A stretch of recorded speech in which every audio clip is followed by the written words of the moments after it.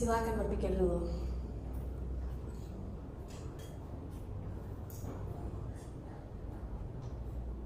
Dan kalau teman-teman mungkin datang hari ini karena merasa terpaksa atau merasa kayak ini tradisi saja saya datang ke ibadah, atau mungkin ada teman yang benar-benar merasa kayak wow, saya mau datang ke sini hari ini, saya ada keinginan saya datang hari ini. Luar biasa. Dan kalau teman-teman mau minta maaf kepada Tuhan, silakan. Kalau ada mungkin alasan yang ya Tuhan kayak tunjukkan kepada teman-teman yang mungkin ya sedikit salah mungkin. Karena harapan saya itu bahwa kita semua datang ke sini hari ini untuk memuliakan Tuhan.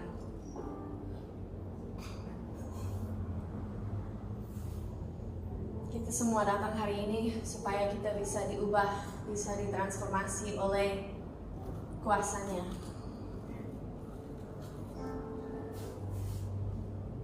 Saya berharap bahwa semua yang datang hari ini tidak mau datang hanya untuk mendengar musik yang bagus, mendengar khotbah yang bagus, mungkin ya cari teman yang baik, nanti bisa makan setelah ibadah. Ya itu semua bagus, tapi sebenarnya alasannya kita datang ke sini itu untuk memuliakan Tuhan dan supaya kita bisa diubahkan. Supaya ada sesuatu yang semua bisa kayak bawa pulang. Supaya teman-teman di sini tidak pergi dari tempat ini seperti orang yang sama waktu datang ke sini.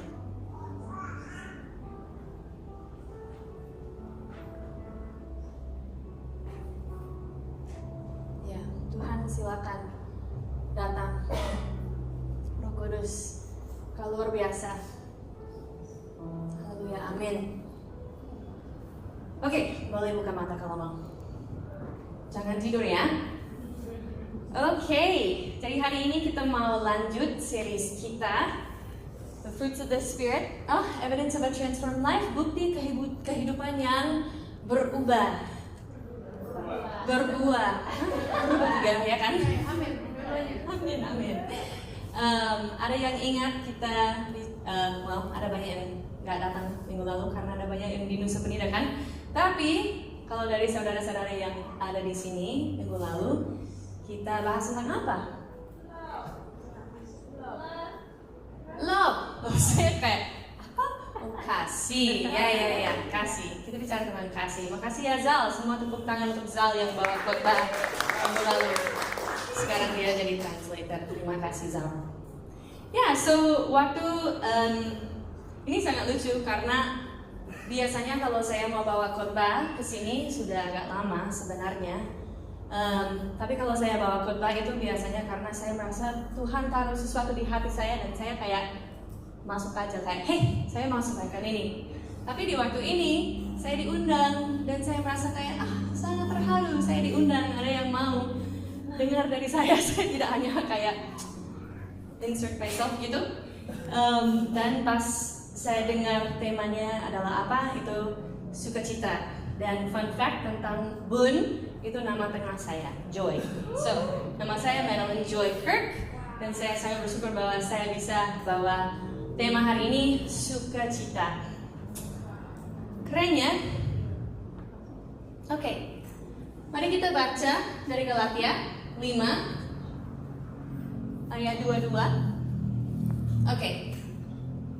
Semua kita bangkit berdiri untuk firman Tuhan. Go ahead and stand up. We're going to stand up all together and we're going to baca ini bersama. We're going to read it together. 1, 2, 3. Tetapi buah roh ialah kasih, sukacita, damai sejahtera, kesabaran, kemurahan, kebaikan, kesetiaan, lemah lembut, penguasaan diri. Tidak ada hukum yang menantang hal-hal itu. Siapa saja yang menjadi milik Kristus Yesus, dia telah menyalibkan daging dengan segala hawa nafsu dan keinginannya.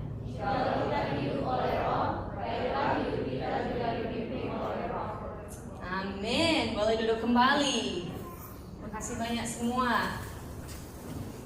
Ya, ini yang saya mau highlight sebenarnya. Siapa saja yang menjadi milik Kristus Yesus, ia telah menyalibkan daging dengan segala hawa nafsu dan keinginannya.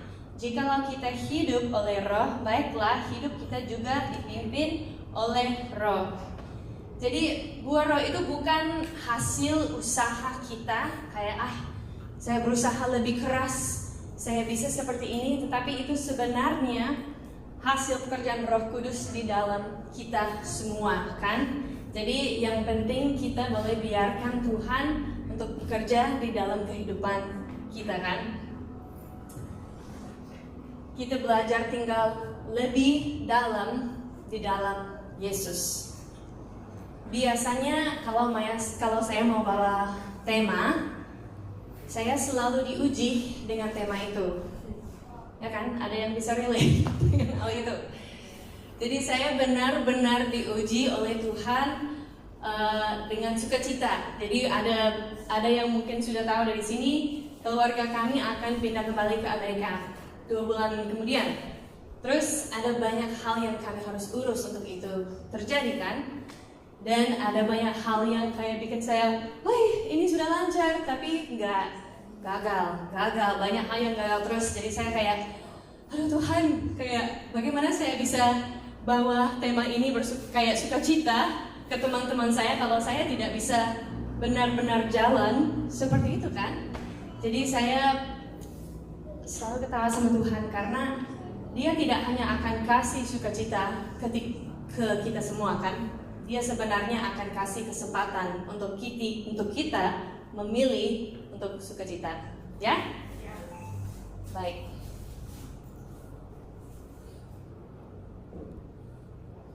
Jadi saya dikasih banyak kesempatan dari Roh Kudus untuk biarkan Dia bekerja di dalam hidup saya di beberapa minggu belakangan ini, supaya saya bisa memilih untuk bersukacita. Oke. So, saya sebenarnya mau buka waktu untuk kita semua bertobat. Saya suka pertobatan sebenarnya, karena saya merasa benar-benar kita kayak belum bisa mungkin terima semua yang Tuhan mau kasih kepada kita kalau kita belum kalau ada halangan, kan? Ngerti? Jelas? Amin? Oke, jadi saya mau kasih waktu sedikit untuk kita semua bertobat, untuk mungkin kita cari kayak sukacita yang palsu, kayak hiburan tanpa keintiman dengan Tuhan. Ada yang suka scrolling di Reels, di Instagram untuk dapat hiburan. Saya bisa distraksi daripada belajar bergantung pada Tuhan. Bahkan kalau itu hal yang terlihat baik di dunia, di mata dunia di sini, itu bisa menjadi kayak idola, ya kan? Kita bisa cari kenyamanan daripada Kristus. Saya benar-benar harus kayak menyelidiki hati saya, karena kadang-kadang kalau saya berpikir tentang balik ke Amerika, aduh Tuhan, apa saya cari kenyamanan lebih daripada apa yang Engkau mau hendak di hidup saya? Mungkin pencapaian, tapi kita tidak tinggal di dalam Dia. Seperti bisa datang, bisa melayani satu sama lain, bisa perform di sini, tapi kita tidak tinggal dalam Tuhan sebenarnya. Itu semua kayak bisa bawa sukacita yang palsu. Jadi mari kita berdoa. Ya Tuhan, kami tidak mau cari sesuatu yang palsu Tuhan. Kami hanya mau mencari sesuatu yang kekal. Kami mau mencari sesuatu yang Engkau mau kasih kepada kami Tuhan, karena walaupun itu bisa merasa ya agak susah saat di momen itu Tuhan, nanti kami bisa percaya bahwa ada sesuatu yang lebih baik lagi Tuhan dari Engkau. Tetapi kami tidak mau mencari hal yang terbaik. Kami mau mencari Raja yang di atas semua raja. Jadi silakan teman-teman ambil waktu mencari hatimu sendiri dan ya minta maaf kepada Tuhan. Silakan taruh di kaki Yesus. Dan kalau minta maaf, teman-teman sudah dimaafkan, sudah diampuni, tidak harus bawa beban itu lagi.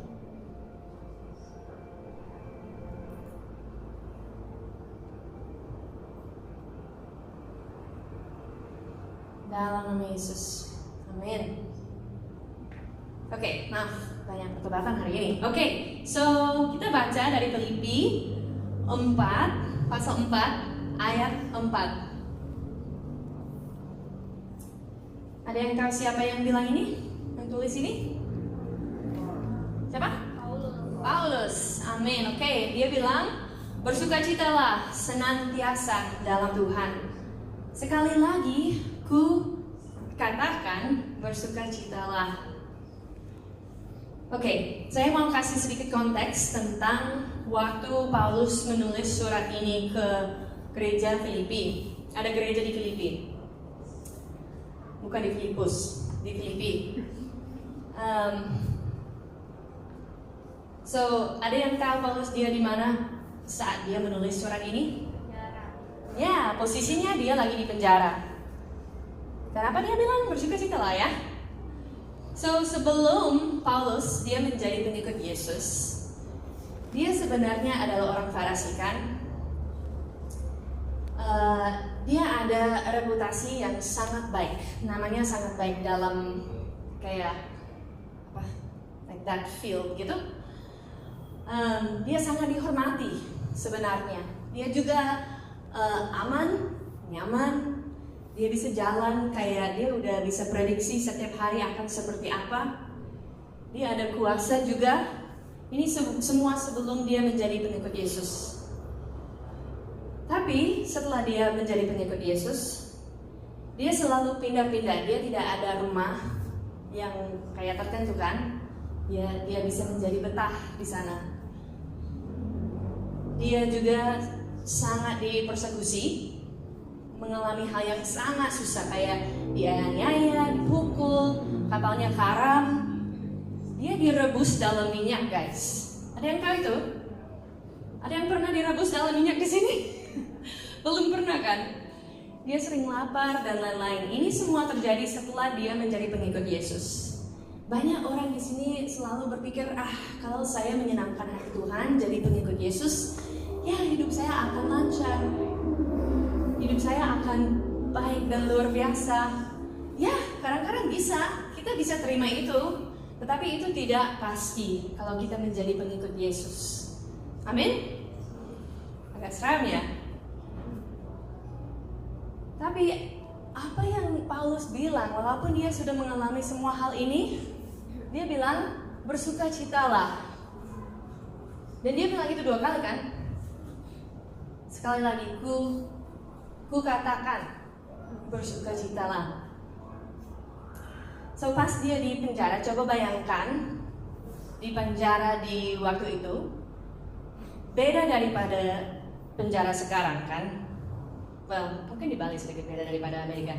Tapi biasanya kalau orang masuk ke penjara di sana itu hanya untuk sementara aja. Jadi tidak ada accommodations yang sangat baik buat orang-orang di sana sebenarnya. Mereka biasanya di sana sebelum dibunuh, belum dihajar, dan juga belum diadili.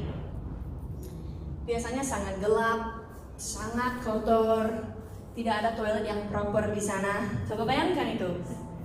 Sangat ramai juga, banyak orang di dalam satu tempat, satu ruangan. Dan makan dan minum biasanya tidak disediakan oleh penjara. Sebenarnya semua orang yang masuk, mereka bergantung dengan orang yang bawa, kayak teman atau keluarga yang bawa ke sana. Jadi kalau tidak ada yang bawa, mereka mungkin tidak akan minum dan makan. Tapi saya mau tanya lagi, apa yang dia bilang pas dia di sana? Bersukacitalah. Betul. So, mari kita lihat apa artinya sukacita. Sukacita itu bukan soal perasaan. Itu tidak hanya tentang kayak rasa senang aja. Itu rasa senang, itu bukan sukacita. Sukacita dan rasa senang itu sangat berbeda. Itu lebih dalam dari emosi. Dan sifat itu dibentuk oleh Roh Kudus. Seperti kita udah bilang tadi kan, kita mau memikul daging ke salib. Ya, dan kita mau biarkan Roh Kudus untuk pimpin kita supaya kita bisa dibentuk oleh Dia. Dan sukacita itu juga berakar pada keselamatan kita, ya kan? Karena walaupun mungkin hari ini sangat susah, sangat buruk, kita bisa tahu bahwa nanti kita akan hidup kekal sama Tuhan. Ya, jadi sukacita itu datang dari dalam. Walaupun kondisi atau posisi kita mungkin merasa sangat berat atau susah, atau mungkin posisi kita sangat bagus sekarang juga, kita masih mau tetap bersukacita sama Tuhan. Ya, dan itu juga berdiri di atas hubungan kita dengan Allah. Puji Tuhan ya, darah Yesus itu sangat mahal guys. Mari kita tidak anggap itu sia-sia atau sepele. Kita semua bisa kumpul di sini karena darah Tuhan Yesus. Amin. Dan ya, kita bisa kayak jalan dengan sukacita yang sangat dalam, sangat tulus, sangat sungguh-sungguh karena darah Yesus. Oke, senantiasa. Ini kata baru sedikit untuk saya karena jarang dipakai ya untuk sehari-hari.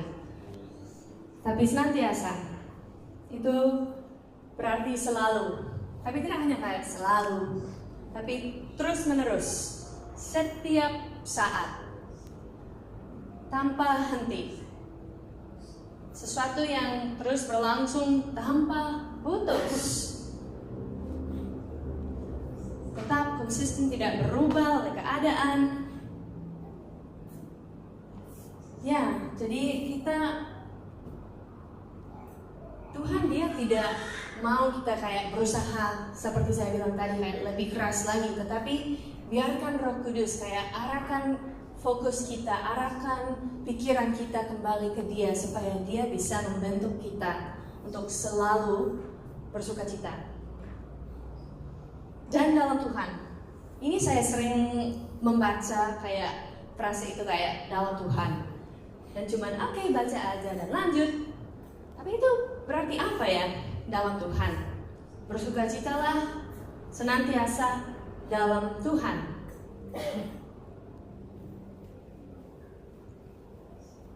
Kondisi kita tidak bergantung dengan dunia ini. Jika sudah milik Yesus. Itu yang emas di sana. Kayak jika sudah milik Yesus. Mungkin orang-orang di sini di dunia ini belum ada harapan karena mereka belum milik Yesus. Mereka belum mengikuti Yesus, belum punya hubungan sama Yesus, belum mengalami betapa besar kasih-Nya. Dan mereka benar-benar tidak bisa mengalami hal di dalam Dia kan. Ya, jadi dalam Tuhan itu berarti bahwa kita tidak akan binasa. Seperti saya bilang tadi itu kayak walaupun mungkin kalau hari ini sangat buruk, sangat susah, nanti kita selalu bisa ingat bahwa nanti kita akan hidup kekal sama Allah yang hidup ya. Amin. Dan juga perspektif kita bisa diubah. Itu bisa menjadi sangat beda daripada perspektif dunia ini kan.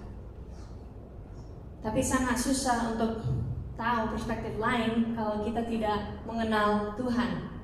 Kalau kita tidak tahu ada perspektif lain, kita hanya ikut aja perspektif di dunia ini. Jadi kalau kita dalam Tuhan, kita bisa ada akses untuk kita bicara langsung kepada Roh Kudus. Dimanapun, kapanpun, kita bisa ambil perspektif baru. So, apa yang terjadi ketika kita mengalami sukacita dalam Tuhan? Mari kita baca Roma 15 ayat 13. Semoga Allah, sumber pengharapan, memenuhi kamu dengan segala sukacita dan damai sejahtera dalam iman kamu, supaya oleh kekuatan Roh Kudus kamu berlimpah-limpah dalam pengharapan.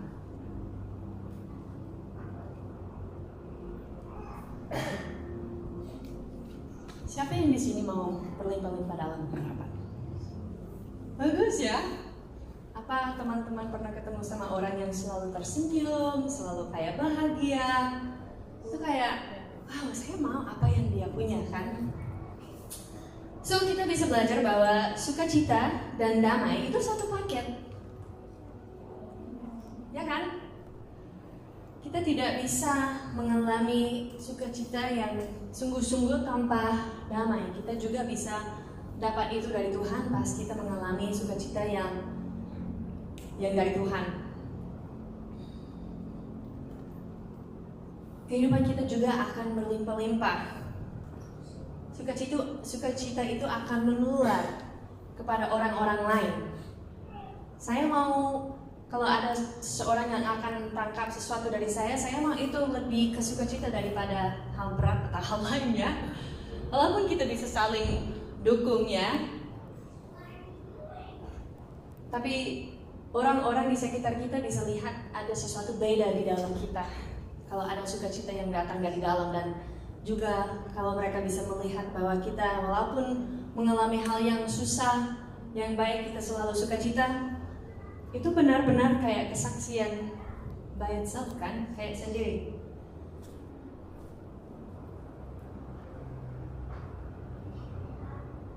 Dan sukacita itu adalah hal yang supernatural. Kayak tidak bergantung dengan kondisi kita. Seperti Paulus di penjara. Walaupun dia pasti itu kayak masuk akal sekali kalau dia mau mengeluh, kalau dia sedih, kalau dia berat. Tetapi enggak, dia tahu ada Tuhan bersama dengan dia saat itu, dan juga nanti juga ada Tuhan sama dia. Kayak kalau dia meninggal. So, sukacita itu supernatural karena kita bermitra, kita ada kesempatan untuk partner sama Tuhan, sama Roh Kudus, karena darah Yesus. Sebelum Tuhan Yesus datang, sebelum dia disalibkan, itu sangat-sangat susah guys untuk kita kayak menghadapi Tuhan. Tapi sekarang karena darah Yesus, kita bisa. Oke. So bagaimana kita bisa mengalami sukacita seperti ini? Kita bisa baca dari contoh yang paling luar biasa, itu Yesus. Kita baca dari Ibrani 12 ayat 2. Marilah kita melakukannya dengan mata yang tertuju kepada Yesus, yang memimpin kita dalam iman dan membawa iman kita itu kepada kesempurnaan, yang dengan mengabaikan kehinaan tekun memikul salib ganti sukacita yang disediakan bagi Dia yang sekarang duduk di sebelah kanan tahta Allah. So, bagaimana kita bisa mengalami sukacita yang dalam Tuhan? Kita bisa dengan mata yang tertuju kepada Yesus. Puji Tuhan ya, ada sosok. Kadang-kadang susah untuk orang kalau tidak ada sosok, tapi ada sosok yang luar biasa. Kita bisa habiskan waktu sama dia setiap hari. Kalau susah bangun pagi-pagi untuk melakukan itu, it's okay guys, tidak masalah. Saya sering suka berdoa dan kayak bicara sama Tuhan pas saya di motor sendiri.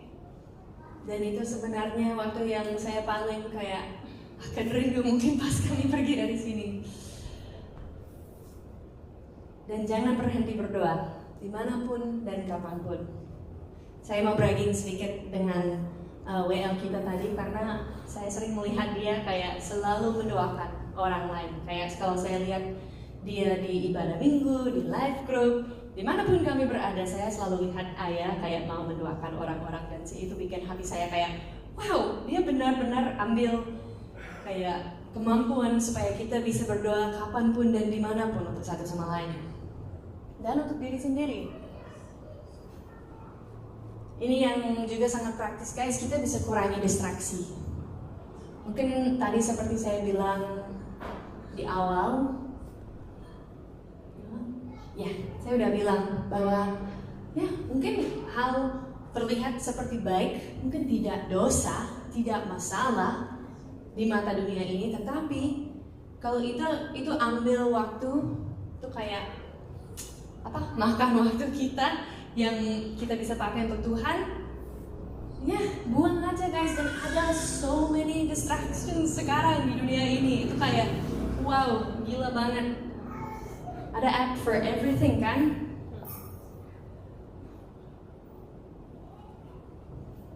Oke. Ada lagi yang kita bisa lakukan supaya kita bisa mengalami sukacita ini. Kita bisa biarkan dia pemimpin kita. Nah, ini yang sangat susah. Karena kita selalu pikir bahwa kita tahu yang terbaik sebenarnya.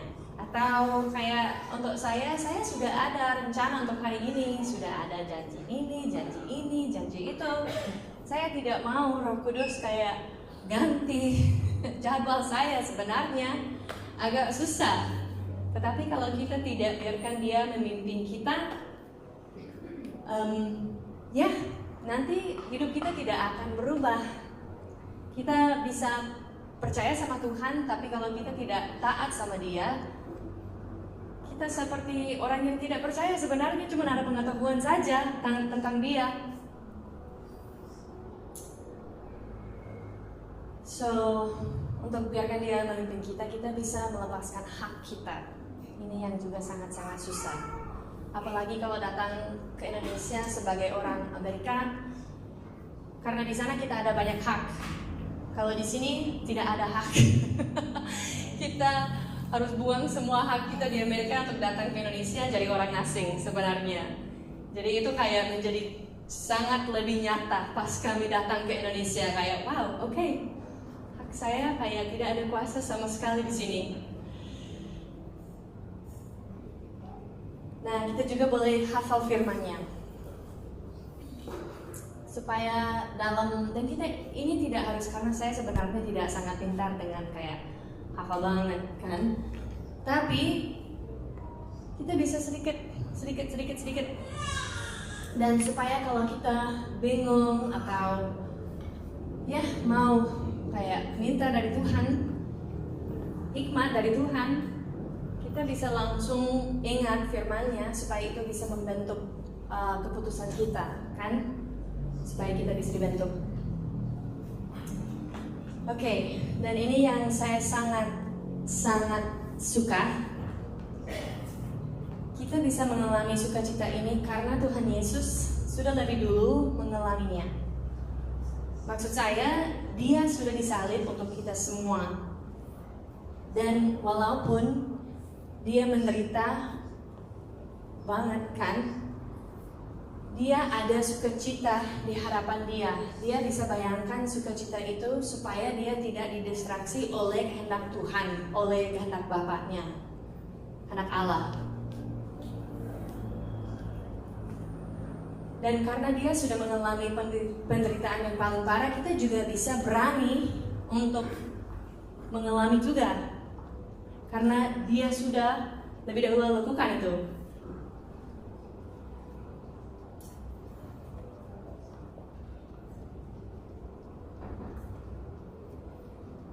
Nah, kalau saya mau kayak coba restoran baru, atau mau pergi ke tempat baru, biasanya saya mau tanya orang, "Hei, bagaimana dengan itu? Bagus nggak?" Dan biasanya kalau ada yang sudah pernah ke sana sebelum saya ke sana dan mereka mengalami sesuatu baik atau buruk dengan hal itu, saya lebih berani untuk ke sana kan, untuk coba. Jadi sama kayak Yesus, Dia sudah pernah mengalami semuanya dan Dia masih biarkan Roh Kudus pimpin dia sampai dia disalibkan. Karena sukacita yang dia akan mengalami untuk kita semua kenal Bapaknya.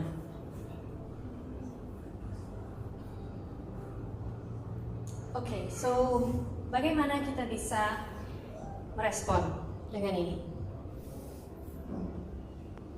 Seperti saya bilang tadi, saya tidak mau orang datang mendengar saya dan melupakan semua setelah pergi dari pintu-pintu ini. Harapan saya bahwa kita semua di sini diubah, bisa dari hal kecil, bisa dari hal besar juga. Jadi jika hanya ada satu hal yang bisa Pak Matt dan saya sebagai leaders di sini tinggalkan sebelum kami pergi, itu perintah ini saja. Bersukacitalah senantiasa dalam Tuhan. Apakah saudara-saudara akan memegang itu?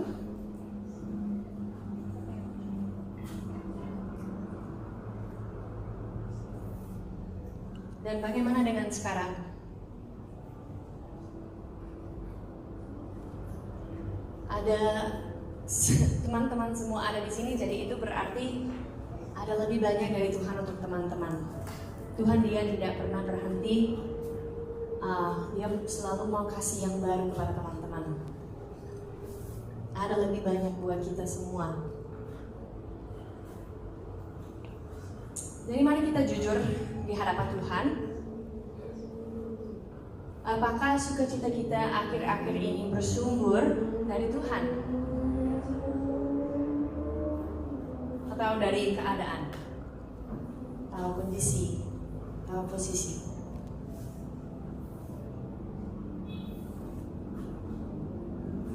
Apakah kita kehilangan sukacita karena keadaan berubah?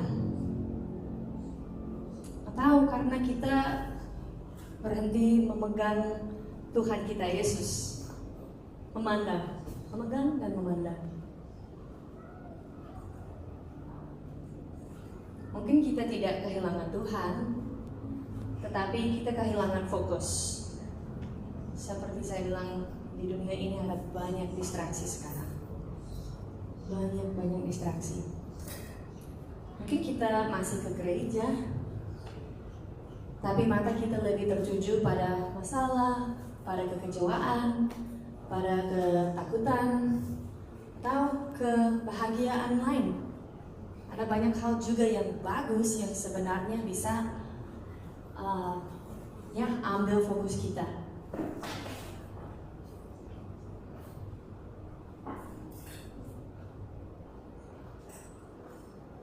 Oke, siap.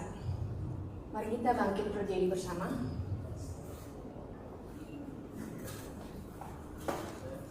Let's all stand up together.